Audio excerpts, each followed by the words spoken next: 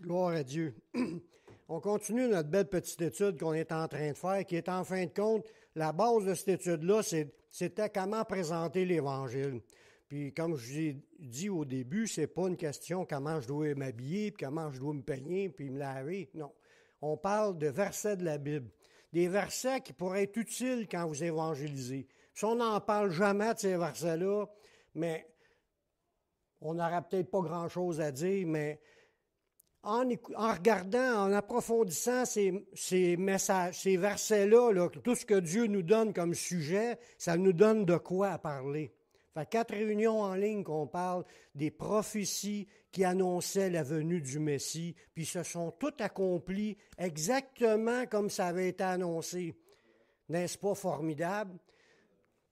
Le verset clé que je trouvais pour cette étude-là, « Mais ces choses ont été écrites afin que vous croyiez. » C'est ça que ça dit dans Jean. Ces choses-là ont été écrites afin que vous croyiez. Dieu voulait que vous croyiez. Fait qu'il a tout écrit, ce que l'on avait besoin de savoir pour croire, pour être sauvé. Dieu veut qu'on serve de sa parole. C'est la parole qui est la puissance de Dieu pour le salut de quiconque croit. La parole pénètre les cœurs, puis elle change les faux raisonnements, renverse les forteresses. La parole, c'est la vérité qui renverse les mensonges. Les gens du monde sont tous pognés dans toutes sortes de menteries. La seule affaire qui pourra tout casser ça, c'est la semence de la parole de Dieu qui va pénétrer le cœur. Puis on a besoin, à quelque part, de prendre 1, 2, 3, 4 versets. C'est pour ça qu'à la fin, je vais vous donner les feuilles, mais qu'on ait fini, pour que vous puissiez, si vous allez repuiser tous les versets que vous voulez, pour pouvoir vous en servir quand c'est le temps. Aujourd'hui, on va voir les révélations à propos du Messie, les révélations, les prophéties qui ont été faites annonçant ses œuvres après sa résurrection. On a vu un paquet de prophéties qui annonçaient la première venue. Jésus l'a vécu, sa vie. Puis il est mort. Mais ça ne s'est pas arrêté là. Il est ressuscité. Puis il y a d'autres prophéties qui ont été dites dans l'Ancien comme dans le Nouveau Testament pour parler de tout ce que le Messie va faire après sa résurrection. Il n'a jamais fini de travailler, le Seigneur. Même si on dit qu'il est rentré dans le repos, là, il est encore en action là, présentement. Il est encore en action, en esprit, par le Saint-Esprit, puis il agit dans le monde présentement, puis il est venu nous chercher. Mais il agit parce que c'est écrit qu'il était pour agir. Il y a des versets là-dessus. La Bible continue à prédire une continuité, la suite de la venue du Messie sur terre. Le Messie il est venu, il est mort, mais il est aussi ressuscité, puis il vit maintenant au siècle des siècles. Il n'y a plus personne qui peut l'arrêter. Il n'y a plus personne qui va le tuer pour l'arrêter. Il est éternel. Puis il continue d'agir, puis en plus, il est le Tout-Puissant. C'est écrit, il l'a dit, « Tout pouvoir m'a été remis dans le ciel et sur la terre. » Jésus, c'est le Tout-Puissant. Oui, puis on va regarder des passages dans ce sens-là aujourd'hui. Si toutes les prophéties annoncées autour de sa première venue se sont accomplies, qu'en est-il des prophéties concernant son intervention présente sur la terre et sur son retour? Si toutes les premières se sont accomplies, qu'est-ce qui va arriver avec les autres, vous pensez? Ils vont tous s'accomplir exactement comme ça a été annoncé. On n'a pas à craindre là-dessus. Dieu, il n'est pas menteur. Puis Dieu, il est fidèle. Puis Dieu dit, le ciel et la terre disparaîtront, mais mes paroles ne passeront point, que tout cela n'arrive. Tout va arriver exactement comme Dieu l'a annoncé. Les prophètes de l'Ancien Testament, ils ont annoncé plusieurs prophéties concernant l'œuvre du Messie ressuscité. Puis en plus, Dieu le Père nous a révélé ce qui est écrit dans les Épîtres, puis dans l'Apocalypse. Fait que toute la Bible en entier parle de choses que Jésus va faire après sa résurrection. Fait que dans la Bible, il y avait tous les secrets. des mystères cachés, mais ça s'est révélé au complet quand Jésus est venu. Tout a été mis par écrit. Puis tout ce qu'on va puiser, c'est dans ce qui est écrit. De même, on essaie de ne pas faire fausse route dans notre compréhension. On va voir la première idée là-dedans, dans le prophète Malachie, qui est un des derniers livres de l'Ancien Testament. Il a prophétisé aussi, lui aussi, sur la venue du Messie. Il a parlé de sa résurrection puis de son travail de sanctification qu'il opérera en ceux qui lui appartiennent pendant le temps de la grâce. C'est fort pareil parce que sans ce travail-là que l'Esprit de Dieu, que Jésus fait en nous pour nous sanctifier, tout ce qu'on ferait pour Dieu sera vain et inutile. Fallait que le Seigneur fasse quelque chose de grand en nous pour qu'on puisse être agréable à Dieu, puis que nos offrandes à Dieu puissent être agréées. Dans cela, c'est dit dans Malachie, cette idée-là, au chapitre 3, le verset 2. Ça nous dit dans la prophétie, « Qui pourra soutenir le jour de sa venue? » Puis il est venu, il y a 2000 ans. « Qui restera debout quand il paraîtra? » Parce qu'on le sait qu'un jour, tout le monde va se mettre à genoux devant lui. Puis là, il nous raconte dans la prophétie ce que Jésus a continué à faire après qu'il soit ressuscité. Il dit, car il sera comme le feu du fondeur, comme la potasse des foulons. Il s'assira, il fondra, il purifiera l'argent. Là, on voit le travail de purification que le Messie fait dans ceux qui lui appartiennent. On le voit dans l'autre verset. Il purifiera les fils de Lévi, il les épurera comme on épure l'or et l'argent. C'est ça que la Bible parle, que les chrétiens vivent le chemin de la sanctification produite par le Saint-Esprit. Il est en train de nous rendre purs. Il nous a purifiés quand on est venu à Jésus, on était pardonnés, purifiés, on repartait à zéro, puis là, après, dans notre marche, on en fait encore.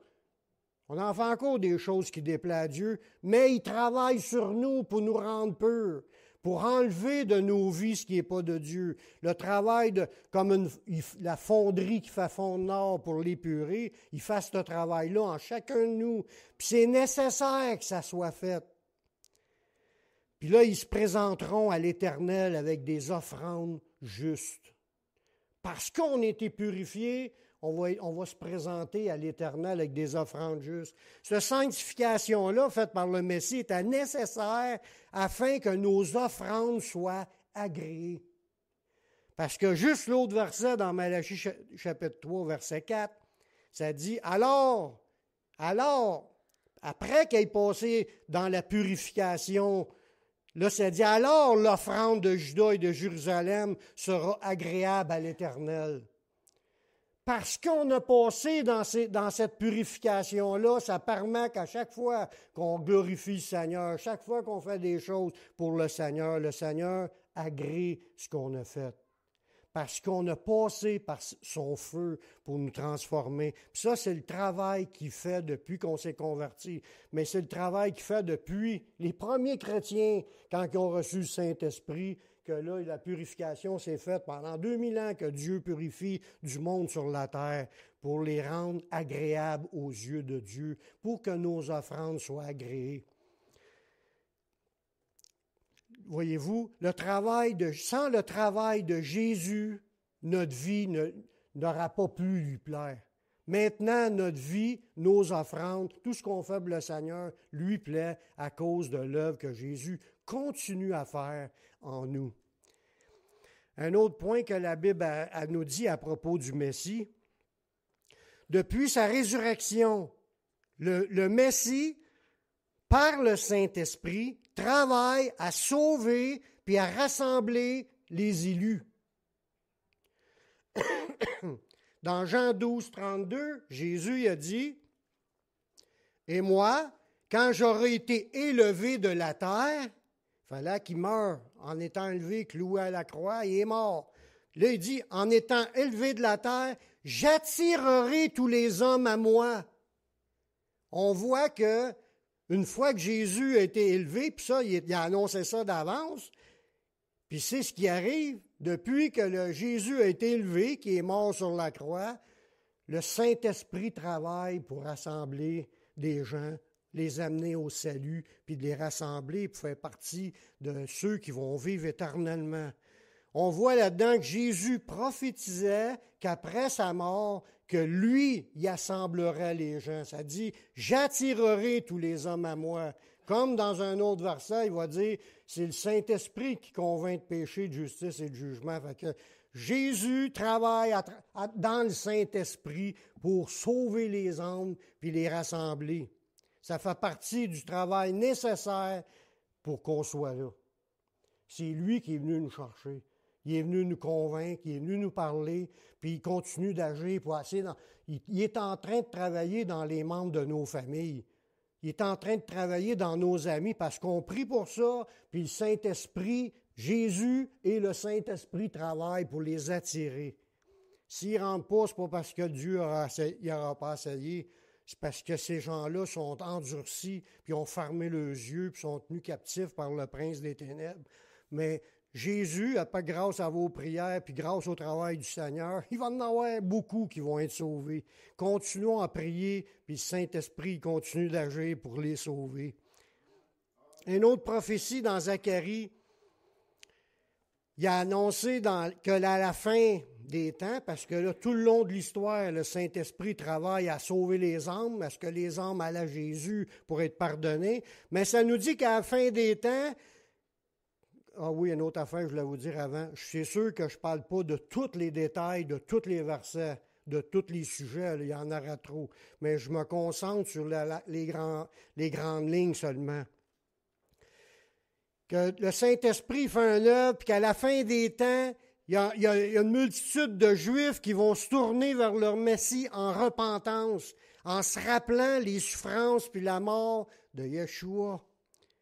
Puis on voit ça dans l'Ancien Testament, dans Zacharie 12:10, mais ça a la même idée qui est amenée dans les 144 000 dans l'Apocalypse. Dans Zacharie 12:10, ça dit « Alors je répandrai sur la maison de David » Puis ça, c'est dit « Je répandrai », c'est Dieu qui va répandre sur la maison de David et sur les habitants de Jérusalem un esprit de grâce et de supplication. Et ils tourneront les regards vers moi. Donc, c'est qui parle? C'est Jésus qui parle. Ils tourneront les regards vers moi, celui qu'ils ont percé. Fait que Jésus est en train de nous parler qu'il annonçait dans l'Ancien Testament une prophétie que Jésus était pour travailler pour sauver les Juifs, pour les amener à lui, celui qui a été crucifié. Ils pleureront sur lui comme on pleure sur un fils unique. Puis on le sait que le fils unique de Dieu, c'est Yeshua. Nous autres, on est des fils adoptifs. Lui, c'est le seul que Dieu a engendré. Il n'en a pas engendré deux ni trois. Il n'a engendré rien qu'un sur la terre, lui-même. Puis il l'a mis à travers Marie, puis c'est son fils unique. Puis il dit, ils vont le pleurer comme on pleure sur un fils unique. Ils pleureront amèrement sur lui comme on pleure sur un premier-né. Puis Paul, dans ses enseignements, il dit que Jésus, c'est le premier-né de toute la création. Pas parce qu'il est venu au monde le premier. Non, l'idée premier-né veut dire l'héritier.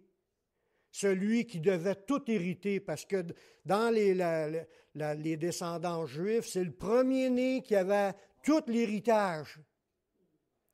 Jésus, il est le premier-né de la création, celui qui doit obtenir l'héritage. Mais, comme on le voit aussi dans les prophéties, il veut partager son héritage avec ses frères.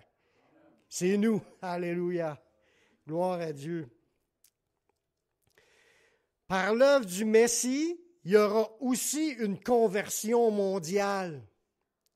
Je ne te dis pas que c'est toute la planète qui va se convertir, mais des gens autour de toute la planète se tourneront vers lui, vers le Messie. Ça dit dans Apocalypse 7:9, là on voit une prophétie décrite dans l'Apocalypse, Après cela, je regardai, voici, il y avait une grande foule que personne ne pouvait compter, de toute tribu, de toute nation, de toute tribu, de tout peuple, de toute langue. Ils se tenaient devant le trône et devant l'agneau. On voit que les prophéties parlent encore de Jésus qui est présent. Puis ils sont revêtus de robes blanches, puis des palmes dans leurs mains. Mais une foule innombrable qu'on ne peut calculer qui vont se convertir au Seigneur. On a le droit de croire qu'il va y avoir une multitude de Canadiens, en particulier une multitude de Québécois, puis il pourrait y avoir une multitude de je ne sais pas comment ça s'appelle, Beauharlinois. Moi, je disais des bons à rien, mais c'est Beauharnois. On est des bons à rien qui vivent à Beauharnois. Mais Dieu est venu nous chercher. Gloire à Dieu. Fait qu'il va en avoir aussi à Beauharnois. La preuve, il a déjà commencé, on est là. Amen. Gloire à Dieu. Puis il va en avoir d'autres. Puis c'est le Saint-Esprit qui est en train de les rassembler. Ça fait partie de la continuité de l'œuvre du Christ après sa mort. Il continue d'agir. Les prophéties de Daniel, ils annoncent le retour du Messie. Là, autant qu'il y a eu une première venue, les prophéties annoncent une deuxième venue. Il va apparaître une seconde fois. Il n'apparaîtra pas 3 fois, 4 fois. Il apparaîtra une seconde fois à ceux qui l'attendent en vue de leur salut. Puis ça dit qu'il va revenir sur une nuée, ça, sur un nuage, puis on voit aussi son couronnement. Mais cette prophétie-là a été faite dans l'Ancien Testament, dans le prophète Daniel, au chapitre 7, le verset 13. Je regardais pendant mes visions nocturnes, et voici, sur les nuées des cieux, on parle d'un nuage, arriva quelqu'un de semblable à un fils de l'homme. On voit qu'il y avait des prophéties dans l'Ancien qui annonçaient le Fils de l'homme qui revient sur une nuée. C'est fort. Fait que quand Paul a dit dans 1 Timothée, dans 1 Thessaloniciens 4, 16, on va le voir l'autre verset après, il n'a pas inventé des nouvelles affaires, c'était déjà écrit dans les prophéties de l'Ancien. Puis on voit aussi le couronnement de cet homme-là qui va être sur une nuée. Il dit, il s'avança vers l'Ancien des jours, on le fit approcher de lui, on lui donna la domination, la gloire et le règne, et tous les peuples, les nations, les hommes de toute langue le servirent. Sa domination est une domination éternelle qui ne passera point, puis son règne ne sera jamais détruit. Wow! Là, on voit là-dedans que ça parlait d'avance du couronnement du Fils de Dieu qui descend sur une nuée, puis qui reçoit le gouvernement de la planète, puis ça va durer éternellement. Une autre prophétie qui avait rapport à cette même idée-là, de l'apôtre Paul, c'est sûr c'est donné par Dieu, mais c'est l'apôtre Paul qui l'a écrit, il annonçait que le Messie Yeshua reviendra et qu'il ressuscitera tous ceux qui lui appartiennent. On fait partie de ceux qui vont ressusciter, puis ils vont revenir avec lui au moment où il va revenir. Fait que tous les morts qui sont sauvés vont ressusciter avec le Messie, puis il viendra chercher ceux qui sont encore vivants sur la terre, en descendant sur un nuage, la même idée que qu'est-ce qu'on a vu dans Daniel. 1 Thessaloniciens 4,16, ça nous dit « Car le Seigneur lui-même a un signal donné à la voix d'un archange et au son de la trompette de Dieu descendra du ciel. » Ça, là, d'un autre verset, ça dit « Toutes les tribus de la terre se lamenteront. » Ils vont pogner un down. Tout le long, ils disent, ils ont ri des chrétiens, ils ont persécuté les chrétiens, puis ils n'ajustaient pas leur vie en se repentant devant Dieu puis lui rendre gloire. Ils continuaient à se moquer et à rejeter l'idée.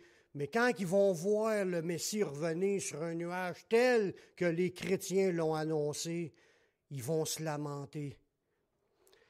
Il dit, Seigneur va descendre du ciel et les morts en Christ ressusciteront premièrement. Tous ceux qui appartiennent à Jésus vont ressusciter. Ensuite, nous les vivants qui serons restés, on va être tous ensemble enlevés avec eux sur des nuées. C'est exactement la même chose que Daniel disait, que le Fils de l'homme descend ses nuées et vient chercher le contrôle, la royauté. Là, il va venir sur une nuée, puis on va le rencontrer dans les airs, puis ainsi nous serons toujours avec le Seigneur. Wow! Ça, c'est le jour le plus attendu. Oui, il y avait du monde qui attendait la première venue. Il y avait des Juifs qui attendaient la première venue du Messie. Il y avait une certaine quantité. Mais aujourd'hui, il y a des centaines de millions de personnes qui attendent le retour de Jésus. Puis, mais que ça arrive, ça va réjouir leur cœur. Ça va réjouir leur cœur. C'est des centaines de millions qui sont en train de prier puis hâter le jour de l'avènement du Seigneur, comme la Bible nous le dit. Ça va être un jour, un des plus grands jours glorieux pour notre Seigneur. Puis on va en profiter un petit peu. Gloire à Dieu. Mais qu'on se retrouve là, ça va être wow! Fini les problèmes. Il n'y aura plus de persécution, de honte, de gêne, de crainte, de maladie, de souffrance et de tout ce qu'on vit présentement de négatif.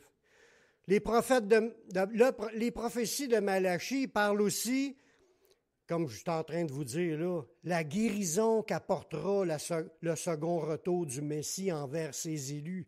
On le voit aussi dans l'Ancien Testament, ce qu'il va faire, ce qu'il va nous faire, dans Malachie 4.2.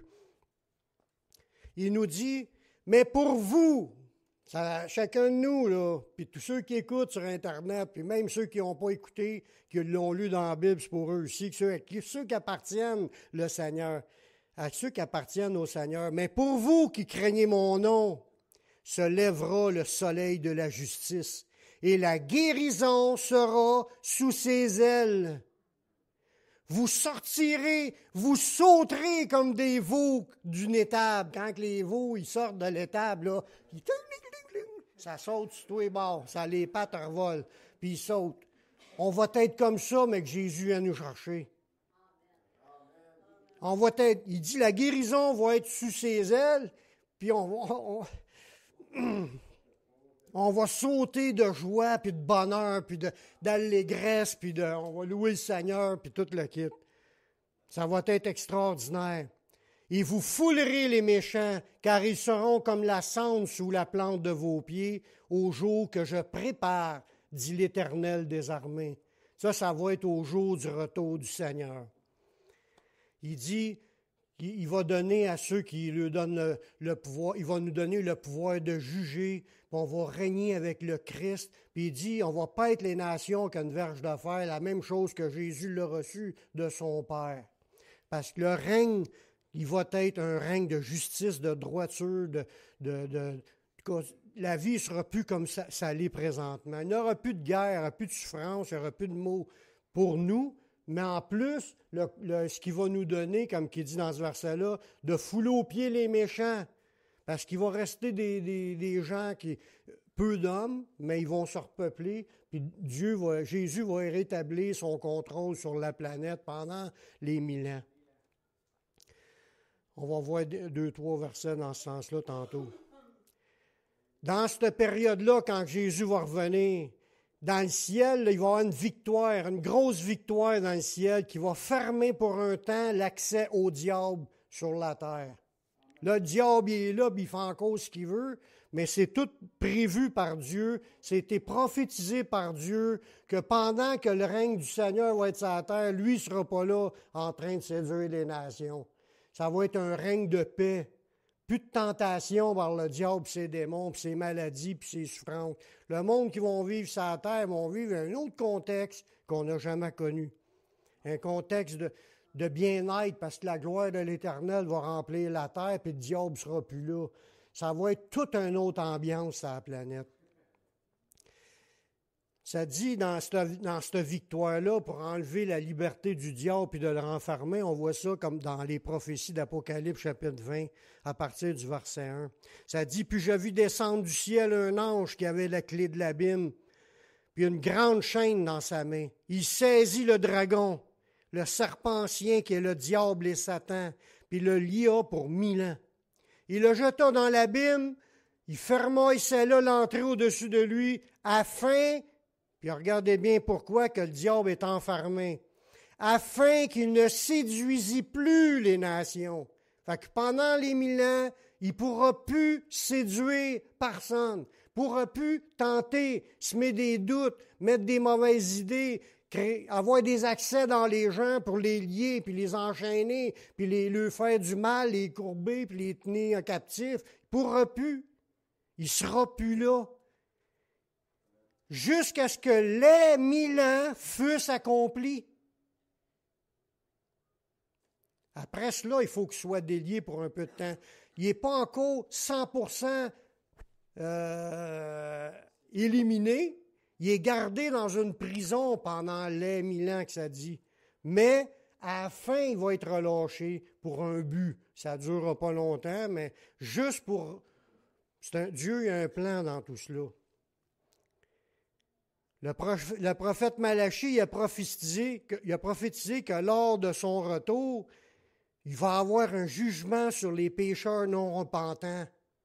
Puis ce jugement-là va être fait par le Messie. Parce que Jésus, il n'est pas venu pour juger au départ, il est venu pour sauver.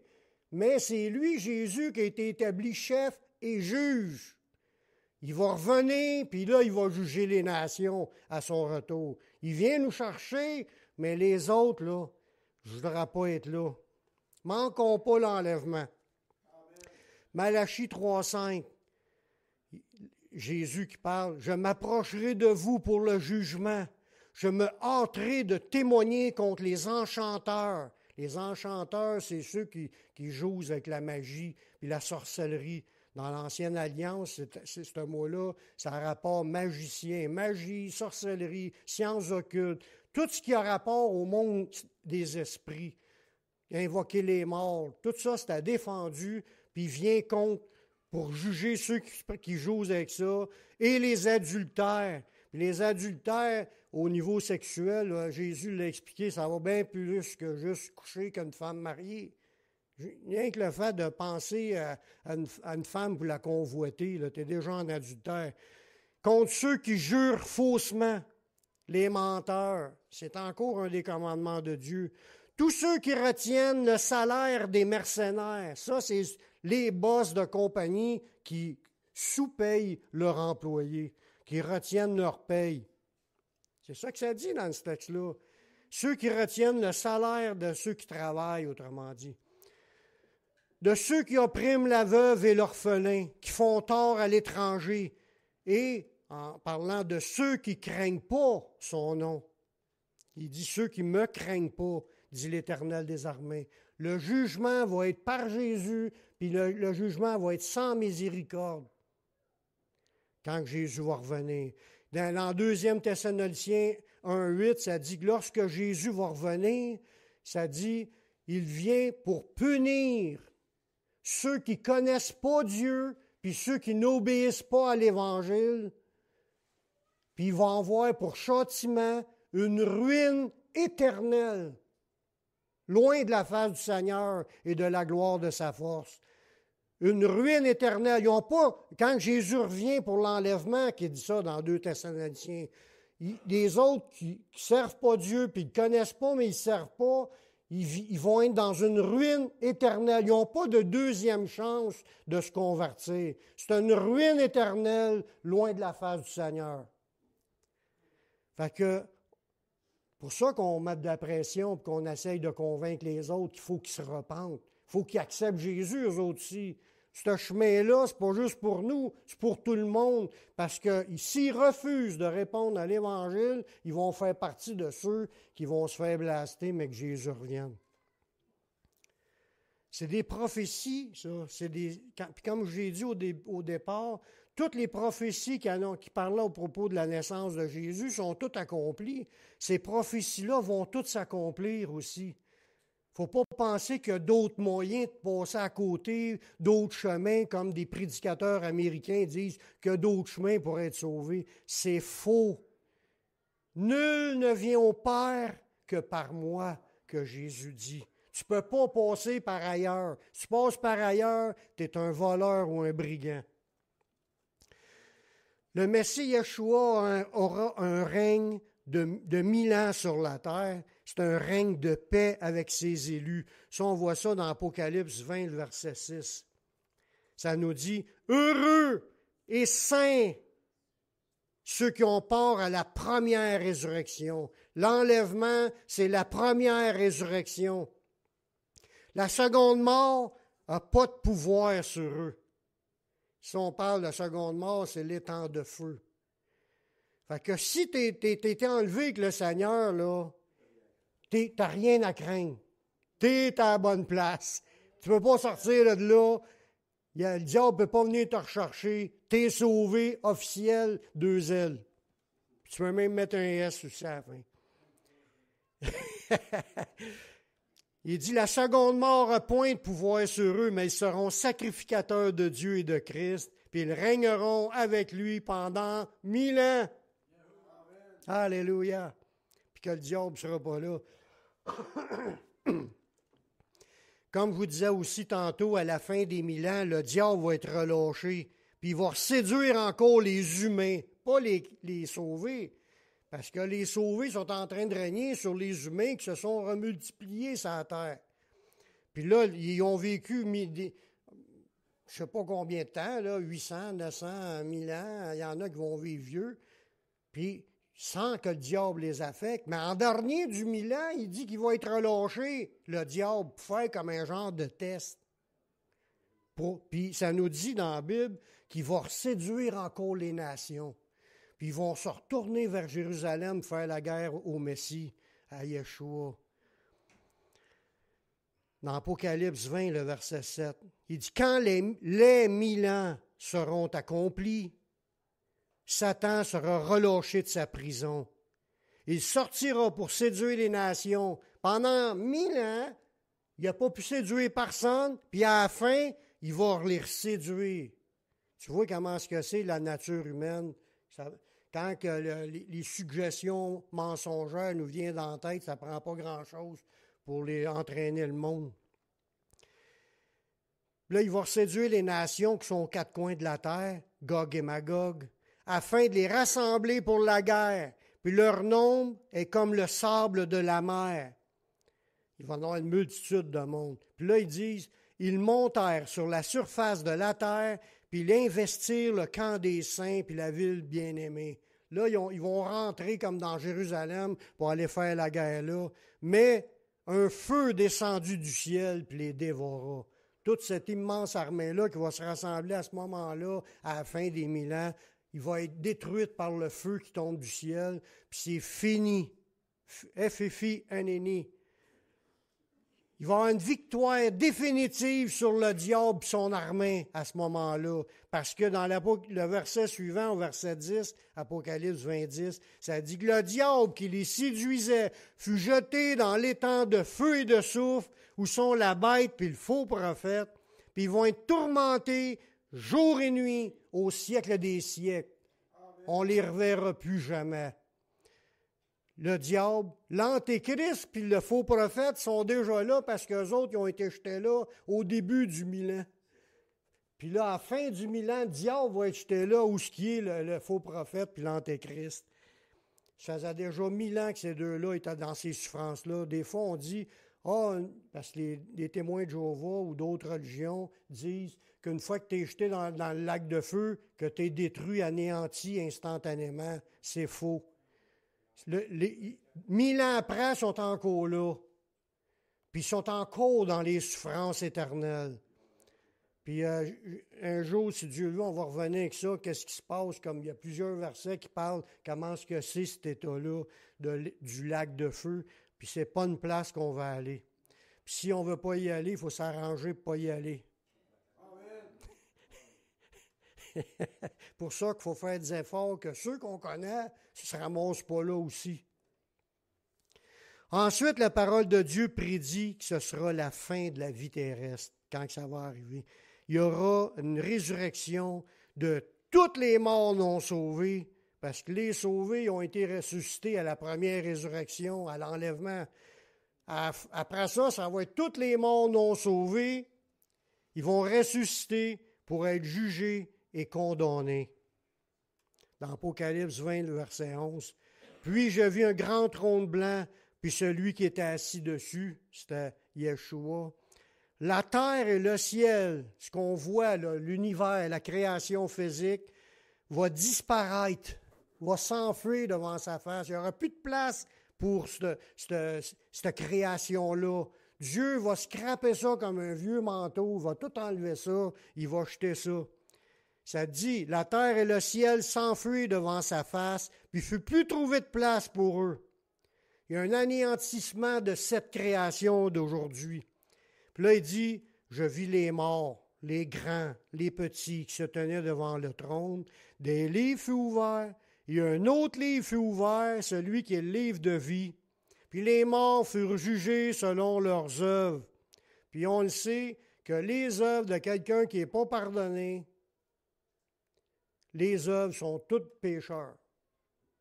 Tout le monde tout le monde a fait des péchés. Il n'y a point de juste, pas même un seul. L'ensemble de ces morts-là vont être jugés d'après ce qui est écrit dans ces livres. Puis ça nous dit au verset 15, « Quiconque ne fut pas écrit dans le livre de vie fut jeté dans l'étang de feu, où sont le diable, le faux prophète, puis l'antéchrist.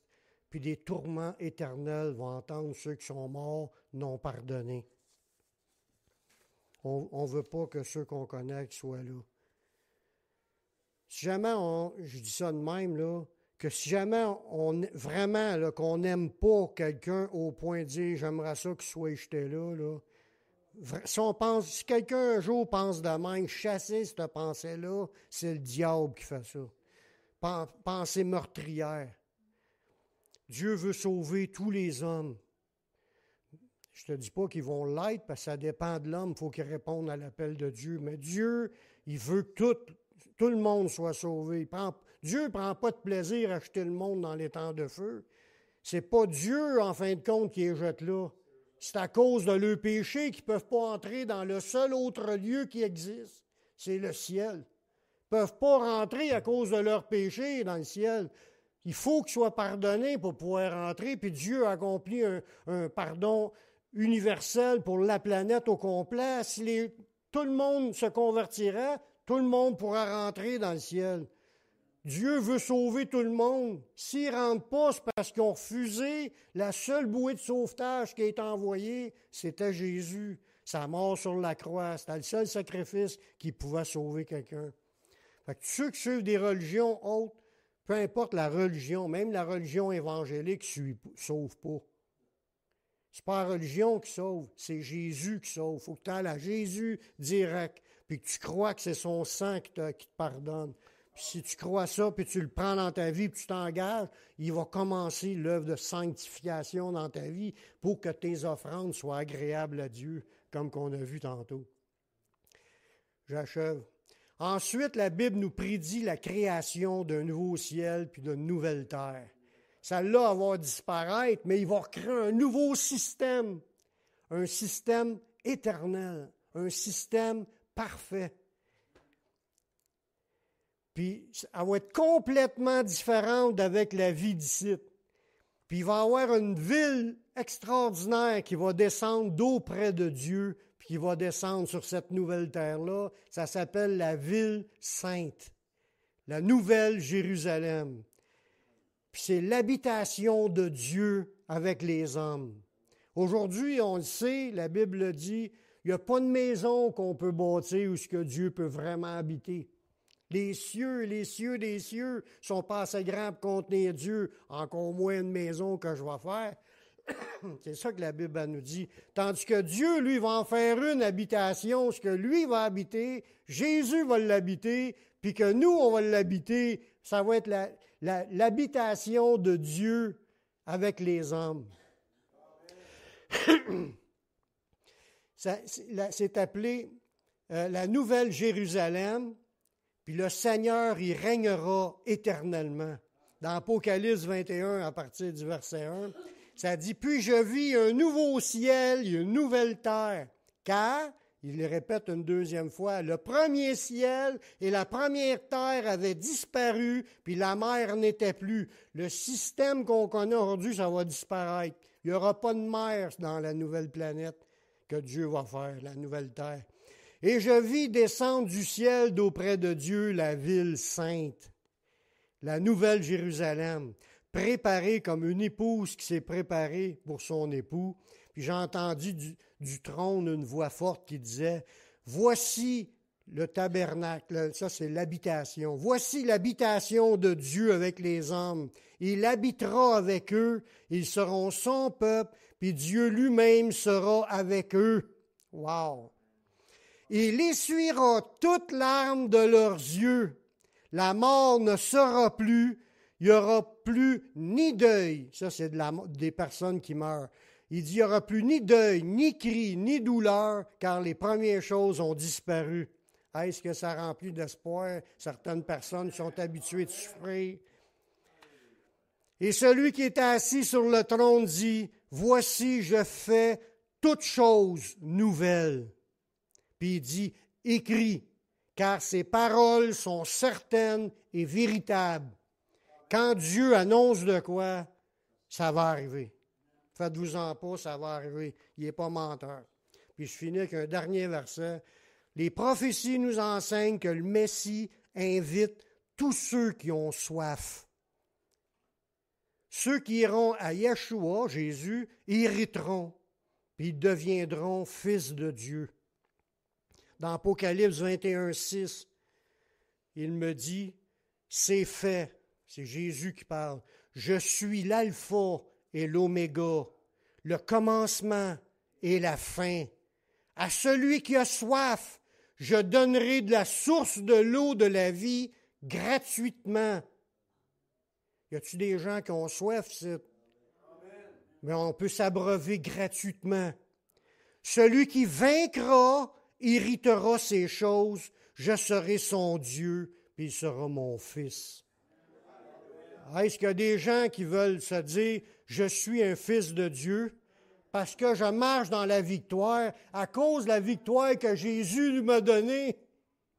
C'est grâce à Jésus qu'on est sauvé. C'est pas grâce à nos performances ou à cause qu'on est beau, qu'on est fin, qu'on se pense bien correct. Pas pantoute. On est tous des pécheurs, mais il nous a pardonnés. Il a fait de nous ses enfants. Puis il nous a changé de camp. C'est déjà commencé spirituellement parlant, mais un jour, on va avoir les deux pieds dedans. Puis là, il n'y a plus personne qui va nous enlever notre joie. Mais en attendant, il nous dit, veille à ce que personne ne prenne ta couronne.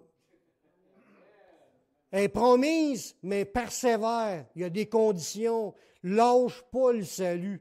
Il n'y a pas de salut en aucun autre.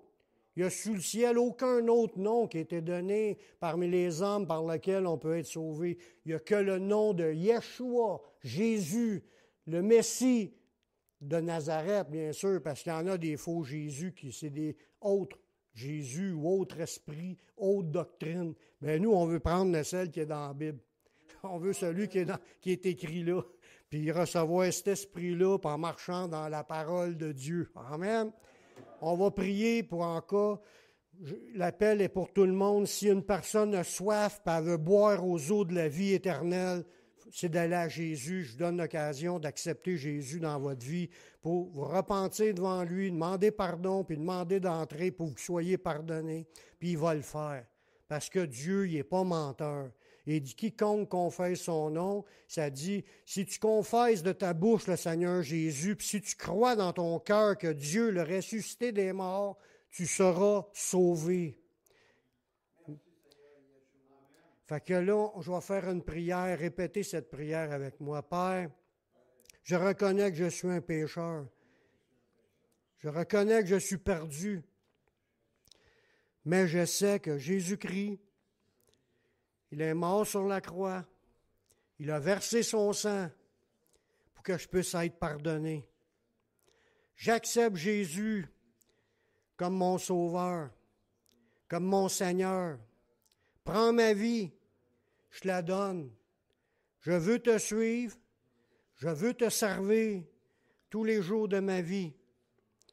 Et donne-moi ton Saint-Esprit pour qu'il me conduise dans la voie de la vie éternelle. Amen. Amen. Si vous avez fait cette prière, sachez que Dieu l'a entendu, puis Dieu a pardonné vos péchés. Vous êtes maintenant sauvés, maintenant marchez avec le Seigneur. Lisez la Bible. Allez dans une église évangélique pour entendre prêcher la parole de Dieu. Puis un jour, on se retrouvera dans la cité céleste, dans la présence de Dieu. Amen.